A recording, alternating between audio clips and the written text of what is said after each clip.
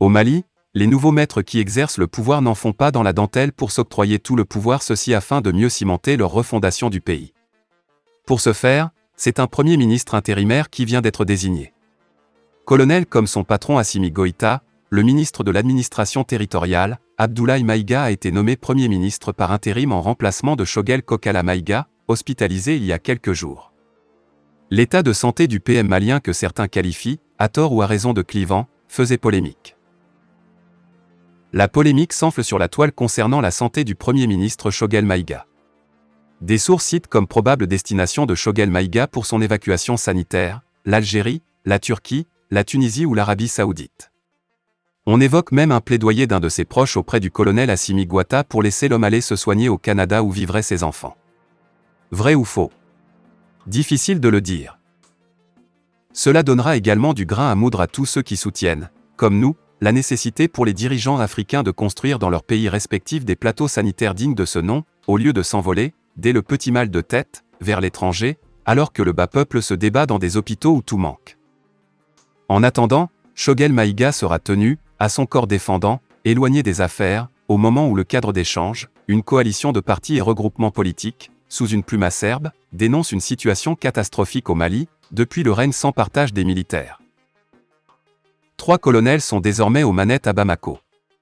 Tout va pour le mieux dans le meilleur des mondes possibles, se convainc, et essaie de convaincre, une transition militaire qui ne cesse d'isoler le Mali, dont le valeureux peuple s'est toujours, pourtant, distingué avec fierté par le légendaire Djatiguia, ensemble de ses incontournables valeurs de la cordialité et de l'hospitalité. Comme en Guinée, le Mali emboîte le pas à ce pays, 2 premiers ministres, l'un civil intérimaire confirmé et l'autre militaire confirmé intérimaire. Le nouveau PM, illustre inconnu de la scène politique avant la prise du pouvoir par les militaires en 2018, arrive alors que le bateau ivre de la transition ne cesse de tanguer. Non pas que la mer houleuse est sur le point de faire chavirer l'embarcation dont la barre est tenue par le colonel Assimi, mais parce que les Maliens qui pensaient avoir applaudi des libérateurs le 18 août 2020, découvrent un pouvoir de fer qui ne badine pas avec sa philosophie de refondation. À l'issue de la conférence des présidents tenue le samedi 3 septembre dernier au siège du regroupement et après analyse de la situation politique du pays, l'ATIR, Alliance pour une transition intelligente et réussie, a tenu à préciser qu'il n'existe aucun contentieux entre les peuples amis du Mali et de la France, mais un réel problème du président Emmanuel Macron au Mali. Après avoir échoué dans toutes ses tentatives de déstabilisation du Mali, le président Macron vient d'apporter son aide et assistance à la rébellion et aux djihadistes contre le Mali qu'il est censé venir aider. Ainsi, l'ATIR encourage les organisations des sociétés civiles et des diasporas des 15 pays africains francophones à soutenir le Mali pour une issue à sa plainte contre la France au Conseil de sécurité des Nations Unies. Lisez la déclaration signée par le professeur El Hadji Younous Ahmed Dicko, président de l'Alliance. La plainte du Mali à l'ONU contre les activités du président français. Le samedi 3 septembre 2022, la conférence des présidents de l'Alliance pour une transition intelligente et réussie, ATIR, a examiné attentivement l'actualité et a noté que la saisine de l'ONU par le Mali reste toujours d'actualité dans notre pays et à l'étranger. Il s'agit de la plainte du Mali auprès des Nations Unies contre les turpitudes d'Emmanuel Macron, président de la République française. En effet, depuis que ce dernier a compris, avec désespoir, son échec lamentable dans la lutte contre le terrorisme au Mali, il ne cesse de molester notre pays avec l'aide de certains chefs d'État de la CEDEAO, ces éternels tirailleurs sénégalais. Nous rendons un hommage mérité à tous ceux qui sont morts pour le Mali, notamment au tout premier étranger, le lieutenant français Damien, tombé à Konna aux commandes de son avion de combat, au sein de la force Serval. Nous tenons à dire également qu'il n'existe aucun contentieux entre les peuples amis du Mali et de la France. Cependant, force est de reconnaître qu'il existe un réel problème Emmanuel Macron au Mali. Cet homme a gravement offensé le Mali et ses dirigeants par les injures, l'insulte, l'offense et la calomnie. Les gens se disent pourquoi un chef d'État d'une des nations qui compte dans ce monde est descendu si bas pour traîner dans la boue notre pays et ses dirigeants.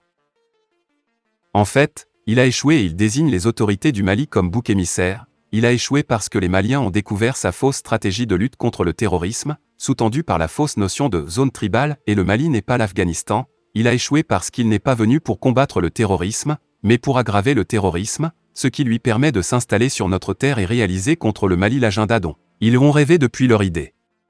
Criminel de l'Organisation commune des régions sahariennes, OCRS, contre le Soudan français en 1957, il a échoué parce que le terrorisme qui a été stoppé à Konna s'est décimé à travers notre pays jusqu'à Sikasso et au-delà, parce que Emmanuel Macron, adepte de la théorie colonialiste des zones tribales, a perdu 9 ans dans un pays, 2 fois plus grand que la France, a péché, des chefs terroristes à tuer pour se faire applaudir à Paris.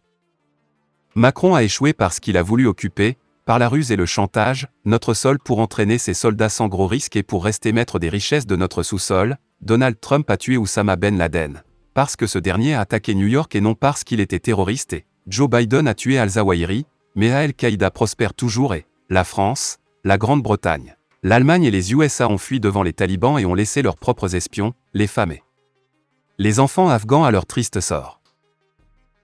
Monsieur Emmanuel Macron se fait toujours prévaloir de ces 52 morts au Sahel et dont nous saluons la mémoire. Il n'a jamais dit que la plupart sont morts en sautant sur des mines artisanales et non en combat frontal avec les terroristes comme le héros d'Amiens. Ainsi ils ne sont pas tous morts au Mali. Macron ne dira jamais combien de Maliens sont morts pour défendre son pays en 1914 à 1918 et en 1939 à 1945, en Indochine, à Madagascar, en Algérie. Macron ne dira jamais la quantité de blé, toutes les îles du pays sont raillées étaient devenues des champs de blé, de béhuf et de taureaux, la quantité de sueur versée, sous le soleil ardent du Soudan dans les travaux forcés, pour contribuer à l'effort de guerre de la France. Et Macron ose brandir ses petits faits pour nous offenser. Le vainqueur de Dien Bien Phu aura éternellement raison en disant que l'impérialisme est un mauvais élève. En intervenant au Mali, à la demande du président Dioncounda Traoré, le président François Hollande a dit qu'il doit cela au Mali. Mais Macron a tout gâché, car il ne connaît pas le Mali et les Maliens, par manque de culture. Macron a instrumentalisé la CEDEAO, l'UEMOA, l'UA et l'ONU, il a échoué, il ne lui reste comme fidèle que l'UE, on espère qu'il a compris que l'UE n'est pas hostile au Mali, mais solidarité européenne occidentale oblige.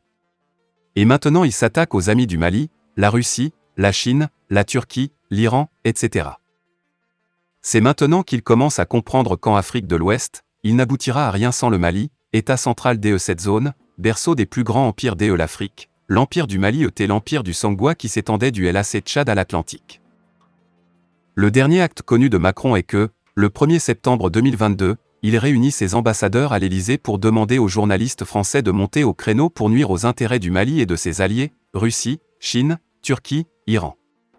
Hélas, même la Société des journées de RFI et ceux de France 24 ont exprimé leur colère contre Macron et ont réaffirmé leur indépendance de tout pouvoir étatique. Cerné de toutes parts par le Mali, Emmanuel Macron ne sait plus quoi faire. L'État malien vient de recenser ses turpitudes et son double jeu, à savoir sa connivence, son aide et assistance à la rébellion et aux djihadistes contre le Mali qu'il est censé venir aider. En cela Macron est passible de haute trahison contre le Mali.